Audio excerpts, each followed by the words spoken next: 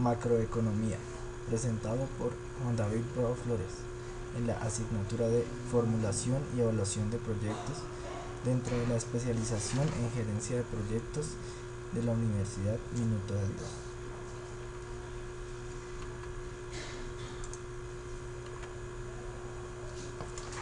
La economía nace desde que el hombre se da cuenta de que no puede obtener todo lo que quiere. La revolución neolítica, junto con la revolución industrial, ha sido el proceso histórico-económico que ha tenido un mayor impacto en la organización de las sociedades humanas y los modos de producción.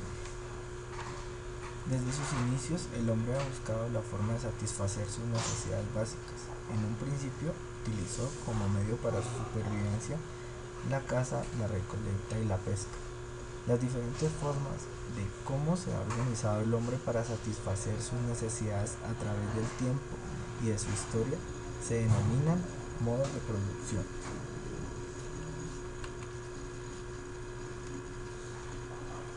Abordando el tema de la macroeconomía, para definir la macroeconomía se debe entender qué es la economía. La economía es una ciencia social encargada de estudiar el proceso de producción, distribución y consumo de los diferentes bienes para satisfacer necesidades humanas. La economía, para su estudio, se divide en dos partes principales: la microeconomía y la macroeconomía. La microeconomía es la encargada de estudiar el comportamiento de las acciones de los agentes económicos, como son las empresas y consumidores. Se enfoca al análisis del consumidor y el productor desde un punto de vista individual. Analiza diferentes aspectos tales como nivel de precios, asignación de recursos, salarios, oferta y demanda, etc. El estudio de la macroeconomía moderna, en un sentido más amplio, estudia los monopolios, la competencia monopolística y el oligopolio. Si bien hay una gran variedad de mercados, la microeconomía busca sistematizar una explicación teórica de cómo se determinan los precios y cantidades de los bienes producidos. La macroeconomía, como parte de la economía, estudia los grandes agregados económicos: la producción, el empleo, la inversión, los precios, las exportaciones, importaciones, entre otros. Considera la suma de las actividades económicas que desempeñan todas las unidades económicas individuales, es decir, se encarga del análisis del comportamiento económico colectivo. Así podemos entender y llegar al concepto de macroeconomía. Teniendo en cuenta la macroeconomía en el ámbito nacional, partimos de, como ya mencionamos antes, de que es un estudio dirigido a la producción. La producción es la actividad económica que aporta valor agregado por creación y suministro de bienes y servicios, es decir, consiste en la creación de productos y servicios y al mismo tiempo crear el valor. Uno de los indicadores de la producción es mediante la medición de la actividad económica, teniendo en cuenta que no es una cuestión sencilla. Piensa, por ejemplo, en la cantidad de bienes y servicios que hay a tu alrededor y te darás cuenta lo complicado que resulta recoger información sistemática. En este punto veremos cómo se hallan algunos de los más importantes indicadores con el crecimiento económico. Uno de ellos es el PIB. El Producto Interno Bruto es una magnitud macroeconómica que expresa el valor monetario de la producción de bienes y servicios de demanda final de un país o una región durante un periodo determinado de tiempo, normalmente un año. El PIB es usado como objeto de estudio de la macroeconomía. Su cálculo se encuadra dentro de la contabilidad nacional. Dentro de la producción tenemos que la moneda oficial de Colombia es el peso, el cual se divide en 100 centavos. Colombia se posiciona como la cuarta economía más grande de América Latina.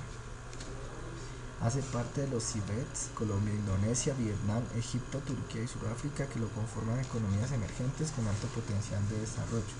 En 2012 entró en vigencia el Tratado de Libre Comercio entre Colombia y Estados Unidos. La economía colombiana se basa fundamentalmente en la producción de bienes primarios para la exportación y en la producción de bienes de consumo para el mercado interno. Una de las actividades económicas más tradicionales es el cultivo de café, siendo uno de los mayores exportadores mundiales de este producto. La producción petrolífera es una de las más importantes del continente. Colombia es el cuarto productor de América Latina y el sexto de todo el continente. En cuanto a minerales, cabe destacar la explotación de carbón y la producción y exportación de oro, esmeraldas, zafiros y diamantes. En la agricultura ocupan un lugar importante la floricultura y los cultivos de banano, y en el sector industrial destacan los textiles, industria automotriz, química y petroquímica. El café es el cultivo principal. Después de Brasil, Colombia es el tercer productor mundial y el primero en la producción de café suave. La pesca privilegiada con 2 mares y cerca de 2000 especies de peces, Colombia posee una gran riqueza ictiológica. En las aguas costeras y en muchos ríos y lagos de Colombia se encuentra una amplia variedad de peces, lo que destaca, dentro de los que se destacan la trucha, el tarpón, pez vela y atún. La minería. El petróleo y el oro son los principales productos minerales de Colombia. La minería de oro ha estado presente desde tiempos prehispánicos y se realiza principalmente en los departamentos de Antioquia, Cauca, Caldas, Nariño y Chocó. En nuestro país el incremento de la producción minera se debe principalmente en la dinámica de la extracción de carbón. La producción de carbón pasó de 21,5 millones de toneladas a 85,8 millones de toneladas entre la década del 90 y 2011.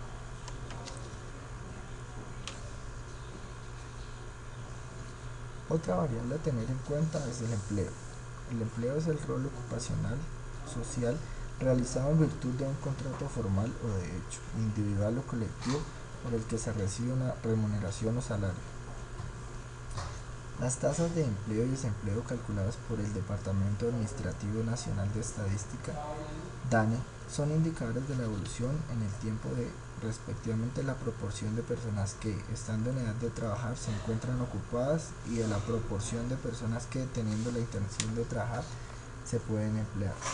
En proyecciones calculadas a 2012 a septiembre de 2016, se puede apreciar que la tasa de empleo llega al 58,71%, manteniendo su nivel con respecto al año 2015, donde llegaba a la misma cifra. En cuanto a la tasa de desempleo, pasó del 8,98% en 2015 al 8,51% en el año 2016. En inversión. Entiéndase inversión como un término económico con varias acepciones relacionadas con el ahorro, la ubicación de capital y la postergación del consumo. El término aparece en gestión empresarial y en la macroeconomía. Generalmente se denomina precio al pago, recompensa, asignación, la obtención de bienes o servicios o, más en general, una mercancía cualquiera. A pesar que tal pago no necesariamente se efectúa en dinero, los precios son generalmente referidos o medidos en unidades monetarias. Desde un punto de vista general y entendiendo el dinero como una mercancía, se puede considerar que bienes y servicios son obtenidos por el trueque, que en economías modernas generalmente consiste en intercambio o mediado a través del dinero.